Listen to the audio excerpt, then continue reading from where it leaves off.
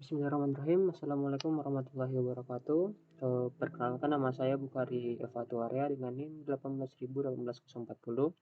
Pada kesempatan kali ini saya akan memaparkan laporan tugas akhir saya, yaitu analisis dan perencanaan perangkat lunak oleh Pak Ali Tarmuji. Di mana pada laporan ini saya mengambil topik yaitu aplikasi toko pulsa. Oke, langsung saja. Yang pertama, ruang lingkup project. Jadi project yang saya ambil yaitu website toko pulsa, di mana website ini berfungsi sebagai toko online yang bisa menampilkan deskripsi singkat terkait toko, layanan yang tersedia, dan barang yang dijual. Aplikasi website ini juga bisa digunakan untuk toko pulsa yang membutuhkan aplikasi web agar bisa menjual produknya melalui via daring atau online. Keuntungan yang akan didapat dengan adanya aplikasi web toko pulsa ini adalah yang pertama yaitu simple, yang kedua varian produk lebih beragam, dan yang ketiga harga lebih murah. Selanjutnya, daftar spesifikasi kebutuhan sistem, di mana di sini terdapat kebutuhan fungsional dan kebutuhan non-fungsional. Yang pertama, kebutuhan fungsional. Kebutuhan fungsional merupakan pernyataan layanan sistem yang harus disediakan, bagaimana sistem bereaksi pada input tertentu, dan bagaimana perilaku sistem pada situasi tertentu. Sistem ini terdiri dari beberapa fungsi utama yang saling berhubungan dan saling mendukung. Fungsi-fungsi tersebut meliputi yaitu input setting device oleh admin, input produk dari server oleh admin, dan pendaftaran agen oleh admin. Selanjutnya, kebutuhan non-fungsional. Kebutuhan non-fungsional di sini adalah batasan layanan atau fungsi yang ditawarkan sistem seperti batasan waktu, batasan pengembangan proses, standarisasi, dan lain-lain.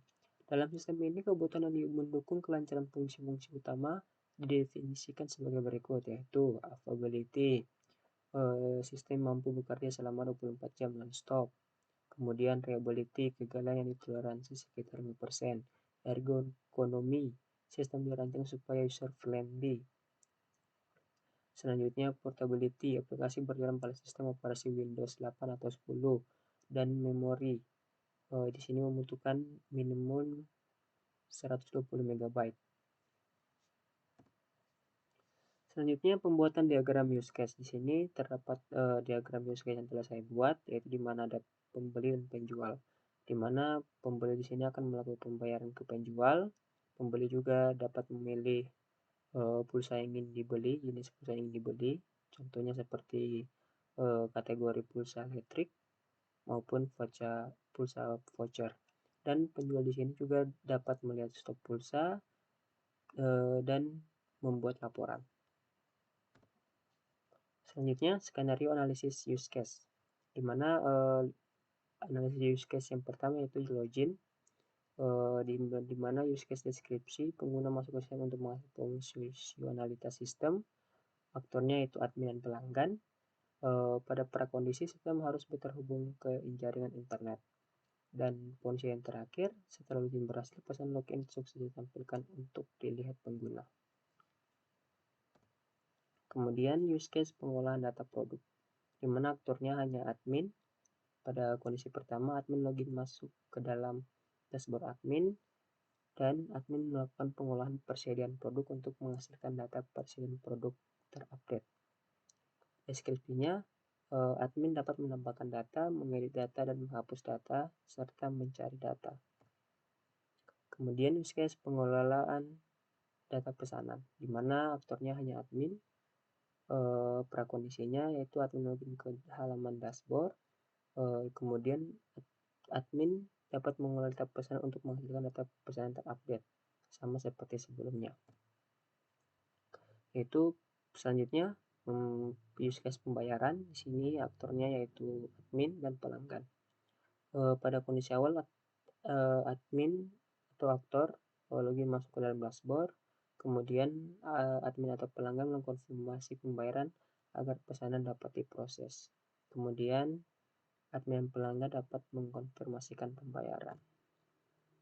Kemudian diagram activity. Pada diagram activity yang pertama itu activity login, di mana terdapat 3 bagian, yaitu pengguna, sistem, dan database, di mana pada pengguna memilih menu login, kemudian sistem menampilkan form login, kemudian pengguna mengisi form login, maka input yang diisi oleh pengguna akan diproses oleh sistem dan diperiksa oleh database, kemudian database akan mengolah data tersebut. Jika benar maka akan menampilkan halaman utama, jika tidak maka akan kembali ke halaman awal. Kemudian activity diagram pemesanan. Di sini ada 3, yaitu pelanggan atau user, sistem, dan database. Di mana pelanggan memilih barang yang diinginkan, kemudian di request ke dalam sistem, dieksekusi oleh database, kemudian data dalam database akan menampilkan ke sistem, yaitu menampilkan keranjang belanja barang. Kemudian sistem akan menampilkan ke pelanggan, yaitu mengisi data yang diinginkan. Kemudian input dari pelanggan akan masuk ke sistem, yaitu menampilkan halaman konfirmasi pembelian, dan sistem akan dan pelanggan akan mengisi form transaksi, dieksekusi oleh sistem database, kemudian sistem akan menampilkan data transaksi pada pelanggan dan pelanggan dapat memesan. Kemudian diagram pengelolaan data produk, di mana di sini terdapat ada admin, sistem, dan database. Diawali oleh seorang admin memulai data produk melalui sistem, kemudian akan membuat permintaan, lalu database akan mengeksekusi permintaan sesuai request. Setelah sistem akan menampilkan menu data barang, dan admin akan mengubah data barang, lalu sistem akan memproses request dan database akan mengeksekusi permintaan. Kemudian activity pembayaran. Pada activity diagram ini, pada pembayaran ini Tokopedia akan mengelola laporan transaksi, di mana proses diawali oleh admin yang memilih menu laporan transaksi. Kemudian nantinya sistem akan melakukan request terlebih dahulu dan nantinya dieksekusi oleh database. Lalu setelahnya sistem akan menampilkan menu laporan transaksi, lalu memilih cetak data laporan dan nantinya data laporan akan tercetak. Kemudian rancangan UI, di mana di sini yang telah saya buat yaitu halaman awal, yaitu halaman login, dan halaman home. Berikut adalah kelas diagram dan relasinya, di mana kelas diagramnya terbagi atas 4, yaitu login, produk, admin, dan transaksi. Kemudian sequence diagram. Pada diagram yang pertama ini yaitu sequence diagram login, di mana admin melakukan login dengan mengisi username dan password pada form login. Kemudian data user admin melakukan validasi apakah username dan password yang dimasukkan salah atau benar. Kemudian sequence diagram pembelian. Pada sequence diagram pembelian, di mana nantinya pelanggan harus memasukkan inputan data pembelian, lalu nantinya data pembelian akan bertambah dan tersimpan dalam sistem, sehingga nantinya semua data yang sekiranya perlu dicatat dalam sistem akan tercatat dengan lengkap dan detail. Kemudian, sequence diagram laporan penjualan. Pada sequence diagram penjualan di sini, di mana khususnya untuk admin, pada tahap ini awalnya seorang admin harus mengisi kode laporan terlebih dahulu, lalu nanti kodenya dimasukkan akan dicek apakah sudah ada atau tidak, dan nantinya kode tersebut akan dicari dalam sistem. Kemudian menghitung biaya estimasi pengembangan aplikasi. Dikarenakan jumlah aktor yang pada studi kasus saya ada 3, yaitu pelanggan, admin, dan owner, jadi saya menempatkan jumlahnya 3. Kemudian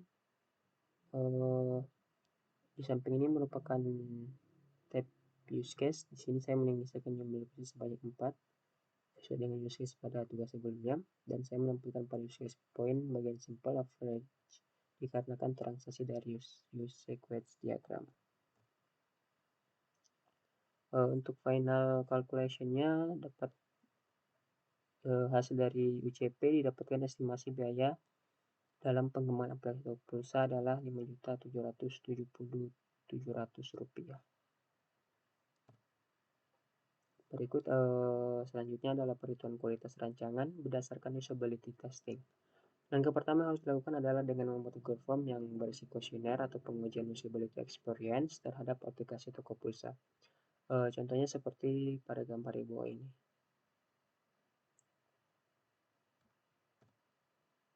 Selanjutnya, saya telah mengumpulkan 20 responden yang telah mengisi Google Form kuesioner yang telah dibuat tadi. Hasilnya seperti gambar di bawah ini.